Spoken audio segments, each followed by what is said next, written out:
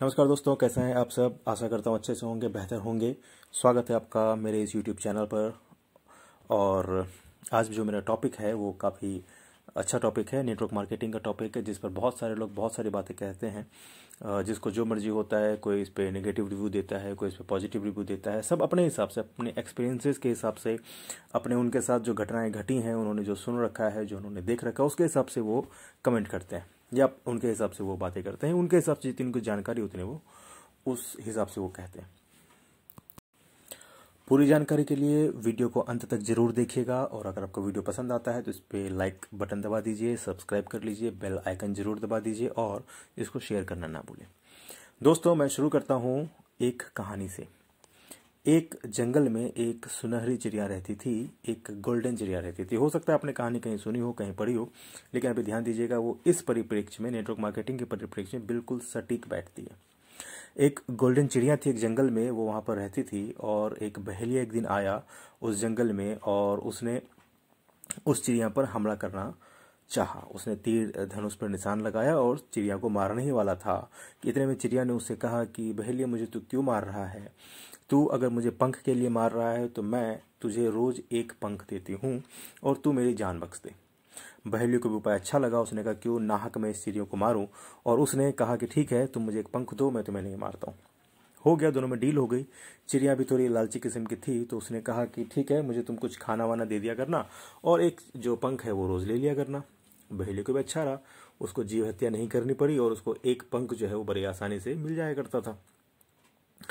अब हुआ यूं कि धीरे धीरे करके कई दिनों तक ऐसे बात चली और चिड़िया का सारा पंख समाप्त हो गया। अब चिड़िया के पास न सामर्थ्य थी, न शक्ति थी कि वो शिकार कर पाए, और बहेलिया ने उसको खाना देना बंद कर दिया और चिड़िया इस तरह से मौत को प्राप्त हो गई। तो दोस्तों, कहीं ऐसा ही हमारा तो हाल नहीं है। कहीं ऐसा तो नहीं कि हम अपना जो समय है, जो हमारे पंख हैं, जो हमारा टाइम है, वो हम कहीं ट्रेड कर रहे हो पैसे के लिए। हम अपना पूरा का पूरा समय दे रहे हो पैसे के लिए अपने बॉस को, और उससे हमें जो थोड़े बहुत पैसे आ रहे हैं उसे हम सोच रहे हैं कि हमारा खाना पीना चल रहा है।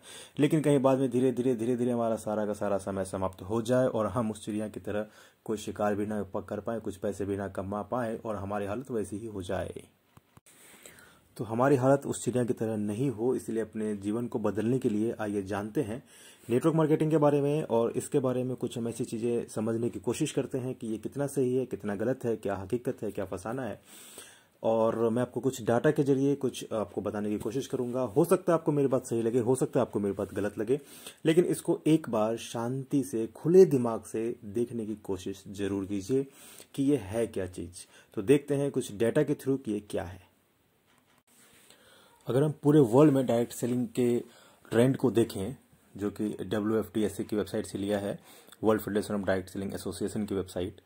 ये ऑर्गेनाइजेशन है जो कि पूरे वर्ल्ड में जो डायरेक्ट सेलिंग है उसके लेखा जोखा को देखती है, उसको एनालाइज करती है, उसको एक नियंत्रण रखती है सब पर, एक उस पर एक वॉचडॉग का काम करती है, उसको देखती है।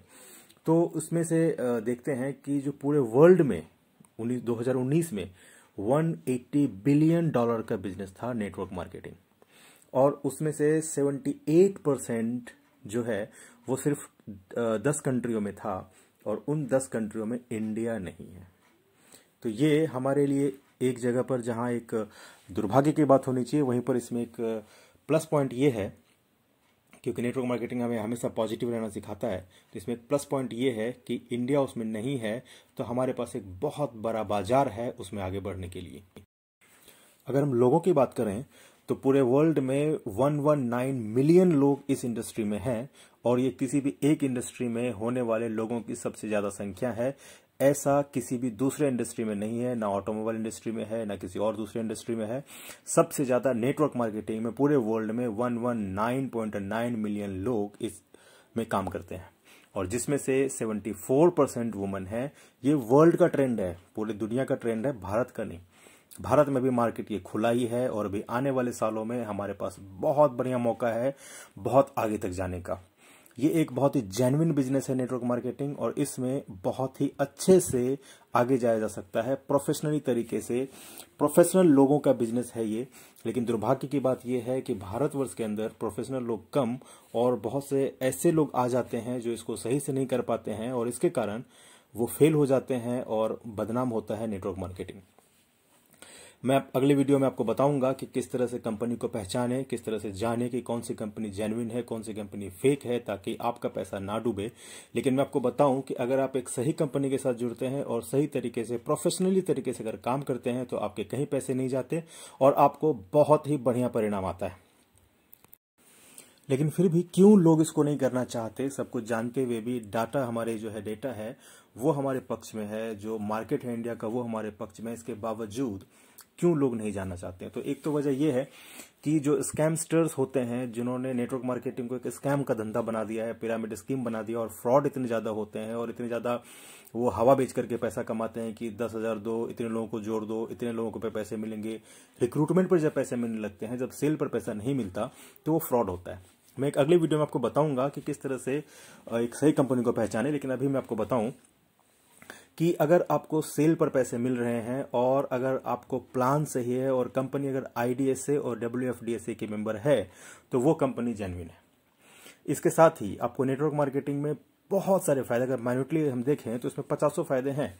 और एक दीपक बजाज जी की बुक आई है जिसमें कि 30-35 फायदे उन्होंने बताए हैं। तो बहुत ज्यादा फायदा है नेटवर्क मार्केटिंग का। लेकिन इसके बावजूद, ये सारी बातें जानने के बावजूद, सारा डाटा हमारे साथ होने के बावजूद भी कुछ लोग नहीं आना चाहते हैं, नहीं जुड़ना चाहते हैं। इसकी क्या वजह है? इसका एक ही वजह है कि लोग अभी जो भी काम कर रहे हैं, जिस भी बिजनेस में है या जैसे भी पैसा कमा रहे हैं, उसमें वो कंफर्टेबल है, उसमें वो सेट है। भले ही उसमें कॉम्प्रोमाइज वाली लाइफ है उनकी, भले ही उसमें हल्का हल्का पेन हो रहा है, लेकिन वो पेन उनको उस पेन से कम लगता है जो नेटवर्क मार्केटिंग ज्वाइन करने के बाद होगा। आसान नहीं नेटवर्क मार्केटिंग, लेकिन नेटवर्क मार्केटिंग के साथ उनको ये पेन लगता है कि लोगों को जाके बताना पड़ेगा, सेल करना पड़ेगा, लोगों से रिश्ते खराब होंगे, हमें कुछ सीखना पड़ेगा, घर से बाहर निकलना पड़ेगा, सैटरडे संडे का टाइम देना पड़ेगा, टाइम नहीं है, मेरे पास एक्स्ट्रा पैसे नहीं है उसमें देने के लिए।